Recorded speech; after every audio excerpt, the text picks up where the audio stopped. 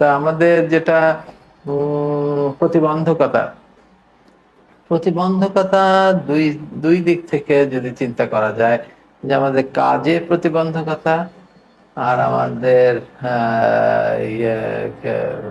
টেকনোলজিতে প্রতিবন্ধকতা। তো আমি আগে টেকনোলজিক্যাল প্রতিবন্ধকতাগুলি বলি। আমি যখন ট্রান্সপ্লান্ট শুরু করি তখন আমি যেখানে ট্রেনিং নিতে গিয়েছিলাম সেখান থেকে আমি সাধারণত পার্শ্ববর্তী 7 কান্ট্রিতে ট্রেনিং নিয়েছি। তো সেখান থেকে আসার সময় অনেক যন্ত্রপাতি নিয়ে এসেছিলাম। সেই যন্ত্রপাতিগুলো বেশ ভালো। এখনো কিছু কিছু যন্ত্রপাতি আমি ব্যবহার করছি। তা আর যেসব যন্ত্রপাতি, ওই যন্ত্রপাতিগুলো দেখে দেখে আমার এখান থেকেও কিছু কিছু লোকালি অ্যারেঞ্জ করা সম্ভব হয়েছে। ধরেন প্রথম দিকে আমাদের অনেক জিনিসই ছিল না, ডপলার আল্ট্রাসাউন্ড করা ছিল না। আমাদের ডপলার করার জন্য পার্শ্ববর্তী আরেকটা হাসপাতালে রুগী পাঠানো হতো। এখন 2টা ডপলার মেশিন রয়েছে। এখন আমাদের এরকম সমস্যা হয় না। আমাদের সিটি স্ক্যান ছিল না, এখন সিটি স্ক্যান হয়েছে। আমরা ইদানিং এই যেটাকে বলে যে আরো সফিস্টিকেটেড 2টো মেশিন প্রয়োজন হয়, সেই মেশিনগুলো আমরা অলরেডি ইনকর্পোরেট করেছি। লুমিনেক্স মেশিন আমাদের হাসপাতালে নিয়ে এসেছে, যেটা দিয়ে কোনো একটা রোগীকে ট্রান্সপ্লান্ট করার পরে সেই রোগীটা ওই কিডনির বিরুদ্ধে কাজ করার জন্য কিছু অ্যান্টিবডি তৈরি করে, সেটাকে ডিএসএ বলে। সেটা মেজার করার কোনো মেশিন বাংলাদেশেই ছিল না, সেই মেশিনটা আমরা নিয়ে এসেছি। ফলে আমরা কোনো একটা রোগী কি ধরনের ইমিউনোলজিক রিয়াকশন করছে সেটা আমরা আগে থেকে বুঝতে পারবো, এবং সেই অনুযায়ী আমরা ওষুধের মাত্রা নিয়ন্ত্রণ করতে পারবো। আগে হয়তো আমাদের অভিজ্ঞতা দিয়ে হয়তো ট্রায়াল করে করে আমাদের ডোজ নির্ণয় করতে হতো। এখন আমরা রিপোর্ট দেখে বলতে পারবো যে এই রোগীটার কতটুকু ডোজ হলে কিডনিটা ভালো থাকবে। তারপরে আমরা ড্রাগ লেভেল মেজারমেন্টের জন্য আরেকটা মেশিন দরকার হয়, সিএমএসএমএস মেশিন। সেই মেশিনটাও বাংলাদেশে নেই। আমরা এখন পর্যন্ত কেমিলুমিনেসেন্স টেকনিকে আমরা ড্রাগ লেভেল মেজার করে থাকি, যেটা রেজাল্টটা ঠিক আসে না। তো এলসিএমএসএমএস মেশিনেরও অনেক দাম, সেটাও আমরা হসপিটালে নেওয়ার ব্যবস্থা করেছি। অলরেডি চলে আসবে ইনশাল্লাহ 1-2 মাসের ভিতরে। ফলে আমরা অ্যাকুরেট, একদম নিখুঁতভাবে সেই ড্রাগের লেভেলটা বুঝতে পারবো, এবং সেই অনুযায়ী হয়তো ওষুধটা ঠিক করতে পারবো। এইসব রোগীদের অনেক ভাইরাস ডিটেকশনের প্রয়োজন হয়, বিকে ভাইরাস, সিএমভি ভাইরাস, যেগুলো নির্ণয় করতে সাধারণত কম, এই টেস্টগুলো খুবই কম হয়। ট্রান্সপ্লান্ট পেশেন্টেরই শুধুমাত্র করা হয়। ফলে অন্যান্য ল্যাবে এই টেস্টগুলি করা একটু কষ্টকর ছিল। করতে গেলে খরচ বেশি লাগতো, প্রায় 7-8 হাজার টাকাও খরচ লাগতো অনেক সময়। আমরা ওই ভাইরাসগুলি ডিটেকশনের মেশিন নিয়ে এসেছি অলরেডি। আমরা অনেক কম খরচে 2,500 থেকে 3,000 টাকা খরচেই আমরা এই ভাইরাসগুলি ডিটেক্ট করতে পারি। এই ভাইরাসগুলি থাকলে অ্যান্টিভাইরাল এজেন্ট এবং ড্রাগসের মাত্রা নিয়ন্ত্রণ করার প্রয়োজন পড়ে। ফলে কাজে একটা কিডনি যাতে অনেক দিন একটা লাগানোর পরে হয়তো 10, 15, 20, 25 বছর যাতে টিকে থাকতে পারে, সেই ব্যবস্থাগুলো আমাদের আগে ছিল না। এখন আমরা এই হাসপাতালে আস্তে আস্তে করতে পেরেছি। তো এইগুলি হচ্ছে এই প্রতিবন্ধকতা, যেগুলো আমরা বাইরে গিয়ে, বিদেশে গেলে, বিভিন্ন সেমিনারে গেলে আমরা টের পাই যে এইগুলা আমাদের ইনকর্পোরেট করা দরকার। তখন আস্তে আস্তে সেগুলা চিন্তা করেছি কোন কোন জায়গা থেকে নেওয়া যায়, কেমন ভাবে কি করা যায়, এগুলি ব্যবস্থা করেছে। আলহামদুলিল্লাহ সবগুলোই আস্তে আস্তে ব্যবস্থা, এই প্রতিবন্ধকগুলো আস্তে আস্তে আমরা ওভারকাম করতে পেরেছি মনে হয়। এখন গ্রাফট বায়োপসি নিয়ে একটু সমস্যা, আমরা একজন প্যাথোলজিস্ট নিয়োগ করেছি।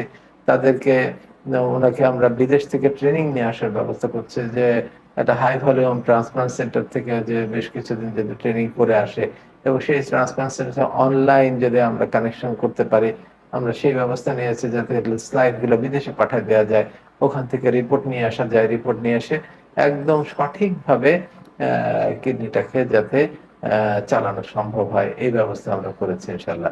তো এই যে প্রতিবন্ধকতা গুলো, এগুলো হচ্ছে টেকনিক্যাল প্রতিবন্ধকতা, যেগুলো আস্তে আস্তে আমরা ওভারকাম করতে পেরেছি।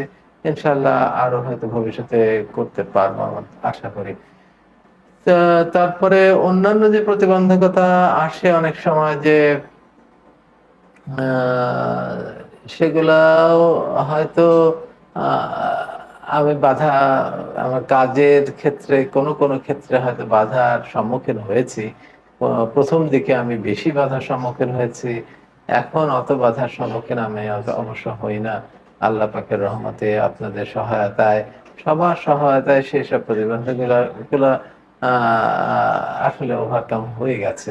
আমার ধারণা, যদি কেউ মানে না বুঝে অনেক সময় প্রতিবন্ধকতার সৃষ্টি করে থাকেন, তো সেই ধরনের প্রতিবন্ধকতা যদি এসেও যায়, আমি কখনো, আমি যদি মনে করি যে আমার কাজটা যদি সঠিক হয়ে থাকে, তাহলে আমি সাধারণত আমার যারা বন্ধু বান্ধব, যারা পরিচিত মানুষ আছে, যারা, তাদের মাধ্যমে চেষ্টা করি।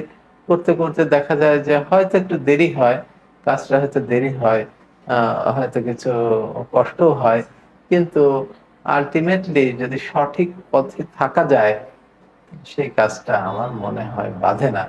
আমাদের ক্ষেত্রেও সেই জিনিসটাই প্রতীয়মান হয়। দেখা যায় যে আমরা আ অ বিভিন্ন ধরনের প্রতিবন্ধকতা এসেছে। এগুলো সবকিছু বলাও আসলে সুন্দর লাগবে না। কিন্তু প্রতিবন্ধকতাগুলো, আমি সবসময় কোনো প্রতিবন্ধকতা আসলে আমি ১ম এ চিন্তা করি এটা কি আমার কোনো ত্রুটি আছে কিনা, আমার কোনো ভুল আছে কিনা।